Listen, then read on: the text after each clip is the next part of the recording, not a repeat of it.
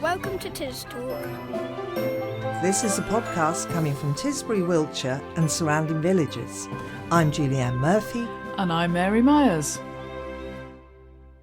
It's the week beginning Monday the 10th of June. Hello, Mary. Hello, Julianne. So this week TisTalk had a crazy mad idea, but kind of a great idea to do a hustings. Yes, we had a good idea because of the election coming up. But actually it fell at the first hurdle because unfortunately one of the main candidates, John Glen, just couldn't make it. And, we didn't want to empty chair him or, have it without... Yeah, we had to have everyone. Exactly. But I did talk to him this week. You got an interview. Got an interview. Great. And that's going to be on this show. I think Tisbury is a fantastic place, but that doesn't mean it's perfect. Yeah, I've got appointments with Labour and Lib Dem and Reform as well. Oh, doing well. To talk to, and we'll have them in the coming weeks. Okay, well, I blame Rishi. He didn't give us enough time to do our hustings. That's very true. We've got a really nice interview by Anne Martin of a submariner who commanded a nuclear submarine, and he now lives in Tisbury. And Anne asks him if he ever came close to pressing the button, which is quite scary, isn't it? Yes, it is. So we'll hear from him on this show. Okay. The deterrent was embarked in the Resolution-class submarines carrying Polaris missiles, of which I commanded HMS Repulse, which was one of the class. Then, slightly embarrassingly, I do a walk around Swallowcliffe, and I do a little piece about that. Mary, it's not embarrassing, it's good. Thank you, Julianne, you're very kind. Now we're still on quite high ground with some great views over the edge of Swallowcliffe, and the clouds coming in from the west. It looks a bit rainy, but it's keeping off us. We also have news about the launch of a crowdfunding campaign for Tisbury Carnival. The crowdfunding campaign is now live. Go to Tisbury Carnival's Facebook page to watch the appeal and donate. Then, of course, we've got the bells. Was it nice just listening out for lovely. them? If you thought they were all over the country being rung. Yes. That was very nice. To commemorate the 80th anniversary of D-Day. Anyway, on with the show. On with the show.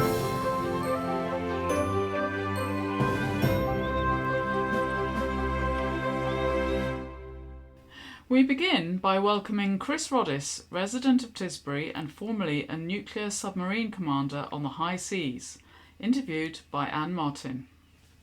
After 3 or 4 months of training ashore and going to sea in submarines and on-job training, I then joined my first submarine, which was based in Singapore. So at the age of 21, I set off to Singapore to join HMS Ariga, which was an A-class submarine. It's been built at the end of the Second World War in 1945. So the submarine was the same age as me at that stage. This was a diesel-powered submarine, and we operated in and around the South China Sea, being based in Singapore. And it was at the time of the Malay-Borneo confrontation was sort of coming to an end, but we were involved in various sort of operations which often involved special forces and landing them covertly. So you can imagine it was quite an attractive option for a young officer.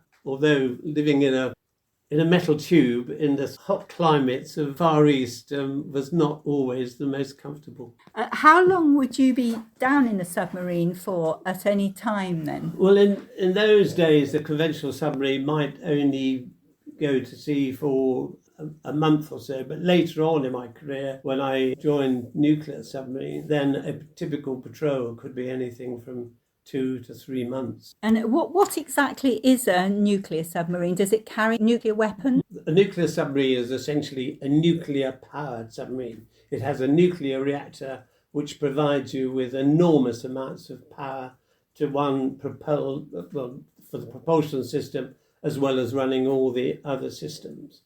But there is a class of nuclear submarines which carry nuclear weapons, and these are those that maintain the country's deterrence, of which there are 4. And the current Vanguard class submarine, which carries the Trident missiles, are maintaining the deterrent at sea today. Have you ever been close to actually having to fire a nuclear missile, or can you not tell us that? Prior to the Vanguard class, the deterrent was embarked in the Resolution class submarines carrying Polaris missiles, of which I commanded HMS Repulse, which was one of the class. And during my time in command, we did several patrols. None of them got to the sort of stage of the Cuban Missile Crisis or any huge periods of tension, but just the whole process of maintaining the deterrent at sea, remaining undetected, making sure you had constant communications in order to be able to react to a signal if required,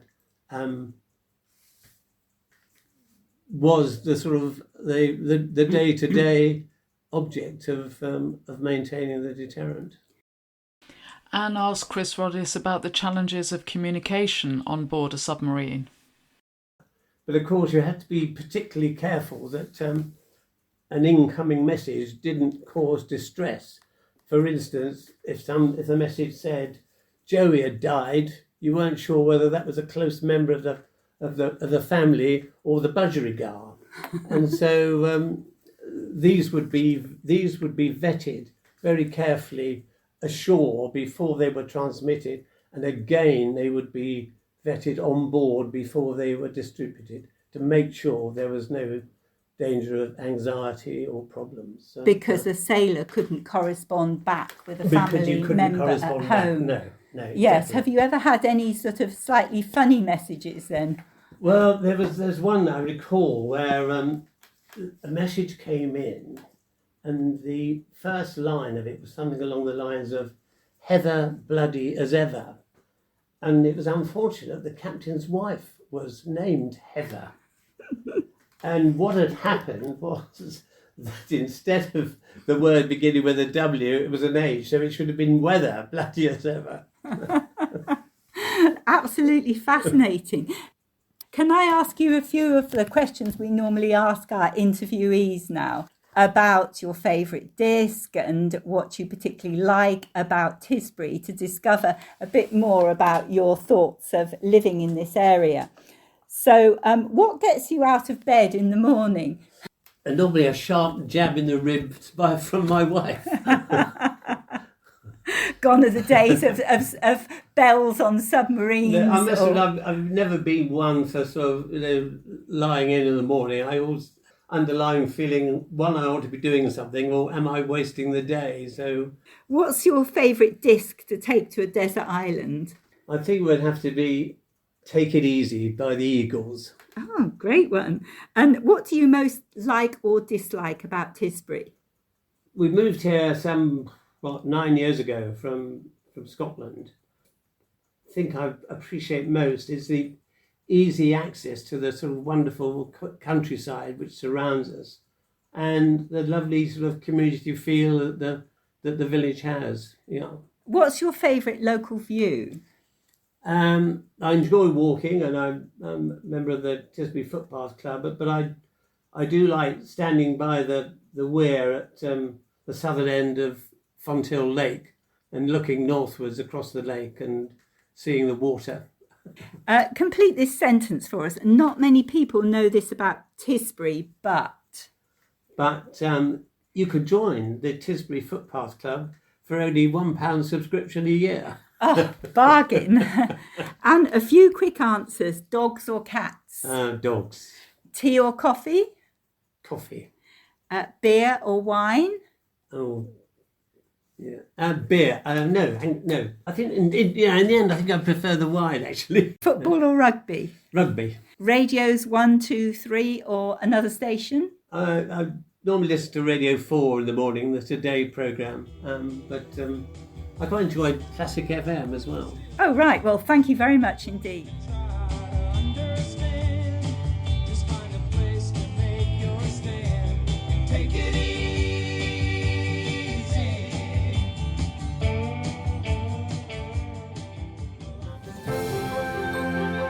You're listening to TisTalk from Tisbury, Wiltshire.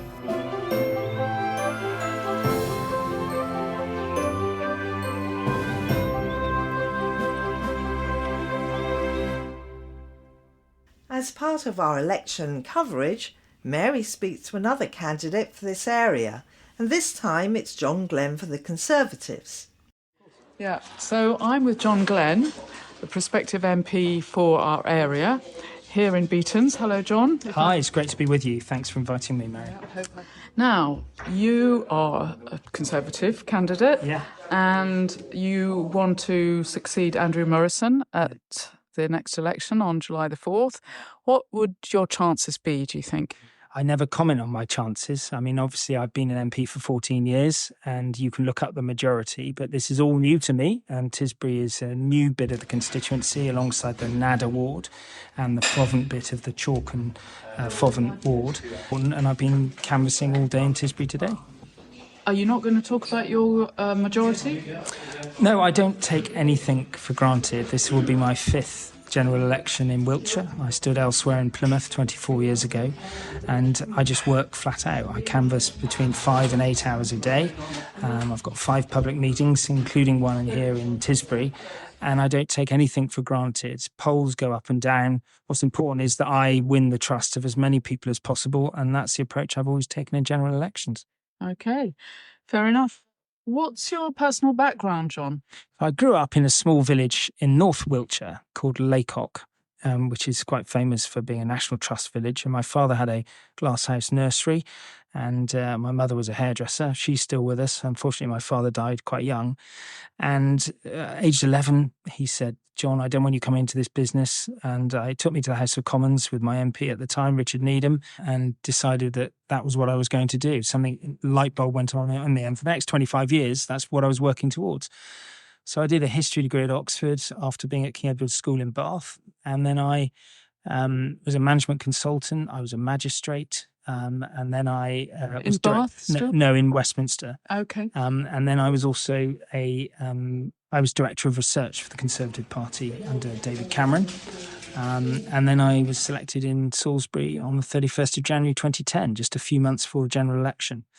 And for the last 14 years, half of it was on the backbenches. I did the Royal College of Defence Studies course in 2014-15, and I have an MBA from Cambridge, an MBA and an MA from King's College London. And then I spent 7 years as a minister, mostly in the Treasury, where I was the Financial Services Minister, Economic Secretary to the Treasury for the record time for 4.5 years. And then I was Deputy to Jeremy Hunt for a year, last year in 2023. And then for the last 6 months, I'm very pleased to say that I've been Paymaster General, and I'm the minister who has brought the infected blood scandal to a conclusion by making sure that we've delivered a compensation scheme for all those people who've been infected by defective blood products from the NHS. And I think that'll be the most significant thing that I could ever do, is to get compensation to them. It'll be several £billion. And I concluded that just a few weeks ago. Now turning to Tisbury and the Nadder Valley. Yeah. If there was one priority, one single priority you would put forward as your main aim for change here in Tisbury, what would it be? I think Tisbury is a fantastic place, and sometimes we should pause to reflect on how blessed we are to have all that we have here. But that doesn't mean it's perfect, and that there'll be some recreational services for young people. There's a great sensitivity to environmental causes and climate change, and that's something that I'm very focused on and interested in. I think getting the infrastructure to support some of the transitions away from reliance on vehicles is important, but we need to do that in a timely way in an area where actually people do rely on their cars to get in and around the villages of Tisbury. I think how we sensitively deal with housing problem is something I also see as a problem in Salisbury, but in Tisbury too, where how do you sensitively provide the right additional housing that doesn't destroy the culture of the village? Well, you've got to work very closely with the community and listen. And, that also means working with those groups that are trying to urge the council to do things a bit differently. So when they do planning, they actually say, well, actually we can lean into some of these more community-based solutions that prize, affordability and sustainability over profit for big developers. We don't want to see massive developments that will be out of kilter with the spirit of a population that I think was only about 2,300 at the last census. Yeah. Are you familiar with the Station Works controversy? I am familiar with the controversy, and I would like to look at it with a fresh pair of eyes. If I was elected, I would, gather everyone together, start fresh, and say, right, what can I do here to move things forward? I've done that in other communities, and I relish the opportunity to extend my experience into this part of Wiltshire. Move things forward in favour of more houses there? Well, I think the first step is for me to listen to the residents and take an assessment of that, because I don't really think it's appropriate for me to come in new and dictate to people. A lot of people often do want housing, but they want it done appropriately. And it's the volume and type and configuration that upsets people. Yeah, they also want jobs, possibly jobs at the Station Works area. Absolutely. And there needs to be a mix. And, you just need, a degree of pragmatism. What I've found in other areas is that developments have been delayed for a very long time, where developers have been too aggressive in the numbers of houses that they want. But I'm not making a specific comment on this at the moment, because I've got to look at it carefully. And, forgive me, I'm not the Member of Parliament, and I mustn't presume that until I've earned the respect and votes of the people here. Okay. Thank you very much, John. Thank you.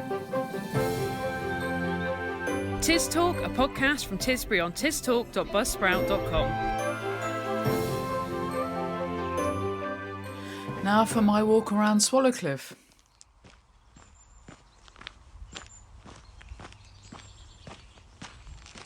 We're on a gravelly track. It's easy going, easy walking, but it is quite steep. How many people do you think we've got on this walk? About 18.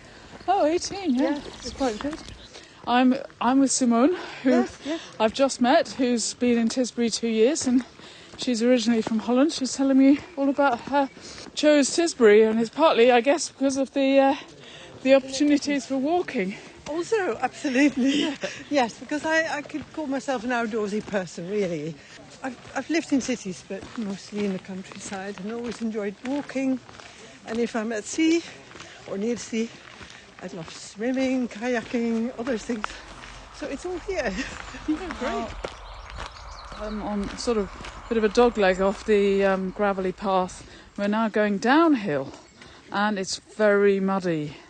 So this is definitely not a walk to be done in the spring or autumn, but it's doable. It's doable today. I mean, doing an evening walk isn't for everyone, is it? So I'm now retired, and I feel I can do whatever I like, whenever I want to. Started at 6:30, and I guess we'll finish about 7:30, 8 maybe? 8. Yes. And by the time we've driven back, You want to put something on to keep yourself dry. It's not going to be that. So we've come out from that very covered lane into a little bit more of a windy, rainy, open country, and we're crossing a ploughed field downhill now towards the compasses. We're going past a field of rape. There's luscious grass underfoot at the edge of the field. On the right we've got big oak trees, an ash tree which doesn't look too bad in terms of ash dieback. There's a little bit of ash dieback there, and then some other really fine oaks up ahead. There's a lovely thrush singing in the hedge. There's honeysuckle a bit below that in the hedgerow. There's holly, all the new growth of the holly, which is sort of a little bit tawny at the edges. Can you hear that thrush?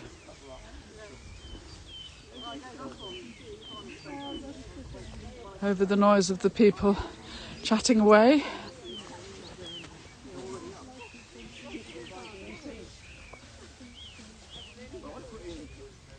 So, in effect, we're doing a wide circle around Swallowcliffe, and this walk's been organised by Sue Blundell, who's part of the Footpath Club.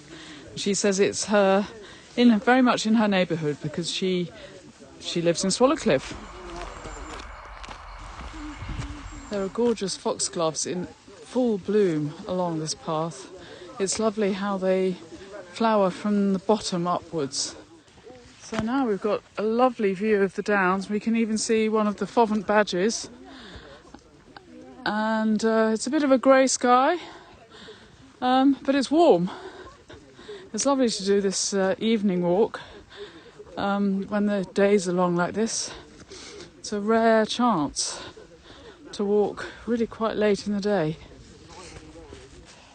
So we've got the old fort of Castle Ditches on our right, which I can only tell by looking at the Ordnance Survey map is the case, because it's so shrouded in trees. It doesn't really have much of a clear contour. We can see over from here over towards Warder Woods in the west, and as I said, Fovant Badges in the east.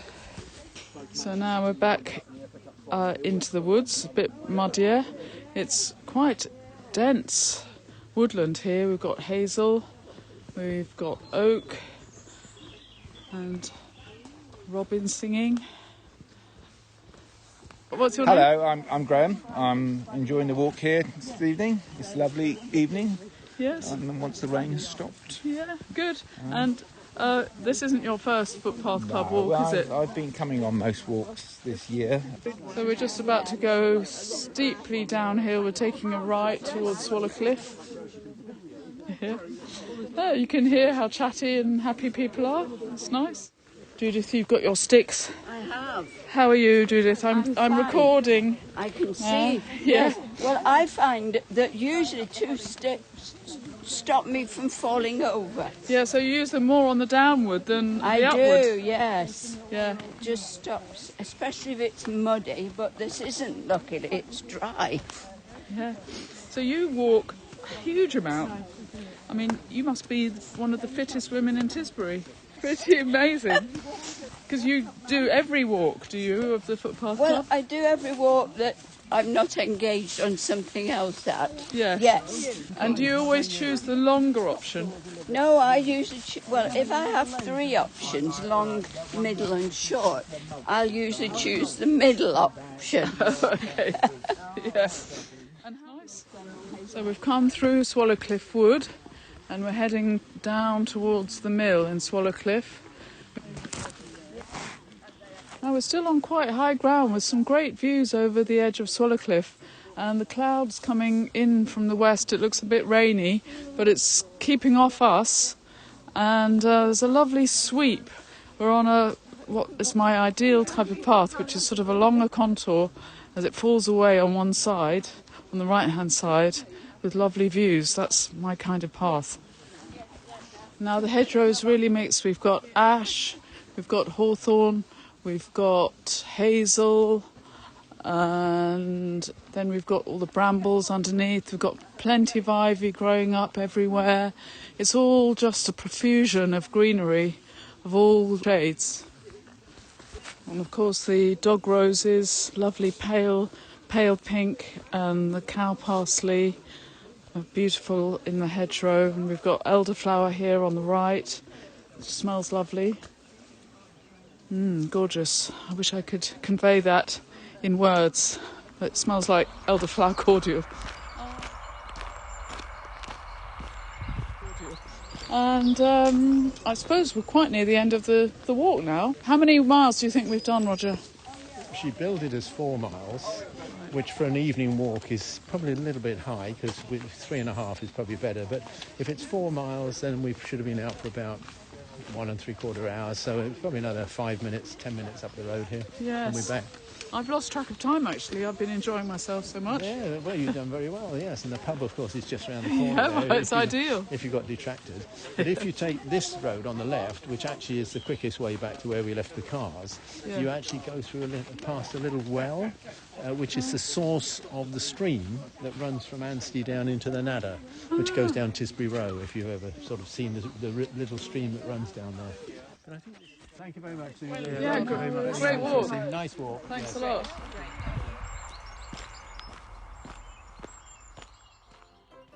Find us on Facebook at TisTalk Listeners and Fans.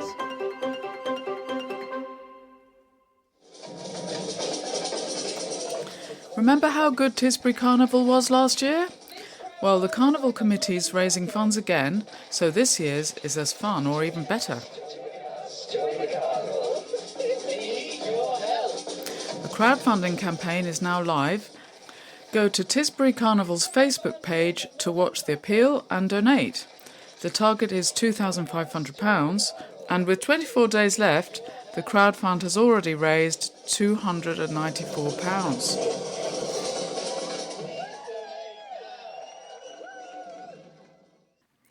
And just before the What's-Ons, let's have more of those D-Day bells from St John's, Tisbury.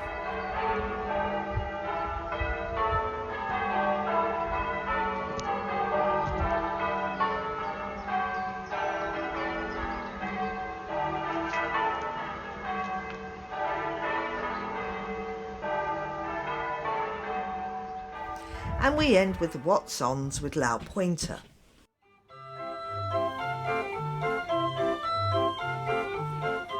It's Great Big Green Week in Tisbury. On Tuesday the 11th, there will be a green quiz night at the Boot Inn, High Street. Quiz starts at 8 p.m. Book a team in now. Contact Ollie on Facebook or call the Boot on 01747 870 363.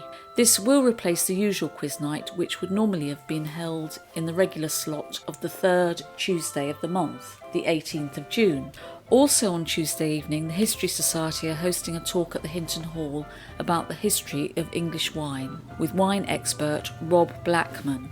This is a change from the previous advertised speaker. Tea, coffee and biscuits will be available before the meeting from 7 p.m, and the talk begins at 7:30 p.m. On Wednesday the 12th, from 10 a.m. to 12 noon, the Tisbury Memory Group will meet as usual in the Hinton Hall. On Wednesday early evening, the circus is coming to town. Happy Circus will be at the King George V playing field by the Nadder Centre. This has been organised to raise funds for St John's School. Happy Circus are one of the few environmentally friendly circus troupes in the UK. Gates open at 4:30 with food and drink available plus a chance to meet the performers. The show starts at 6 p.m. Advance single tickets are £10 and advance family tickets are £35 for up to 4 people, including 1 adult. Tickets are available from Coffee Angels or St John's School. On Friday the 14th, there is a workshop for artists on self-portraits at the Summerlees Gallery in East Noyle, tutored by Anthony Connolly, President of the Royal Society of Portrait Painters. Go to www.josephinec.co.uk for more details. On Saturday the 15th, all sorts of things are happening. Of course, it's Tisbury Fete on the football field from 12 till 5 p.m. to raise money for the Tisbury Carnival in September. Expect live music, classic cars, tug-of-war, wheelbarrow races, stalls, a bar, refreshments and lots more. Also on Saturday all day from 10 to 5:30 there is an open garden at Spilsbury Farm on Tisbury Row, owned and designed by Lady Tanya Compton in aid of Julia's House Hospice. Online booking is essential. Reserve a 1.5 hour time slot online at the Julia's House website, juliashouse.org. Entry is £15 per person. On Saturday morning, Tisbury Footpath Club is organising a 6-mile circular walk around Ugford, Burkham and the Punch Bowl, a mixture of water meadows, woodland and downland tracks with lovely views. Leave Nadder Close car park, Tisbury at 9:15 a.m. Walk starts at 9:45 a.m. from the public car park by Wilton Primary School, Burkham Lane, Wilton. Also on Saturday morning, the community cafe breakfast takes place at the Methodist Church from 9:30 to 12 noon. And just opposite, on the other side of the High Street, the country market is in the Victoria Hall on Saturday morning from 10 to 11 a.m. On Saturday evening, there will be an opera on film called André Chenier at the Victoria Hall at 6:30 for a 7 p.m. start. Sung in Italian with English subtitles, the story is set in the 18th century Paris during the French Revolution. Tickets are £15 and can be bought from the New Vic Tisbury website, newvictisbury.com. On Sunday the 16th, there is a film at the Victoria Hall at 7 p.m. called Exhibitions on Screen, My National Gallery. This is a seventh art production which gives voice to those who work at the gallery in London, from cleaner to curator, security guard to director, who identify one artwork that means the most to them and why. Tickets are £10 and can be bought from the New Vic Tisbury website. For more information about the Great Big Green Week across the UK, please go to greatbiggreenweek.com. You can contact us on tistalkradio@gmail.com. That's all from us. We've been Julianne Murphy and Mary Myers, and special thanks to contributors Anne Martin and Lal Pointer.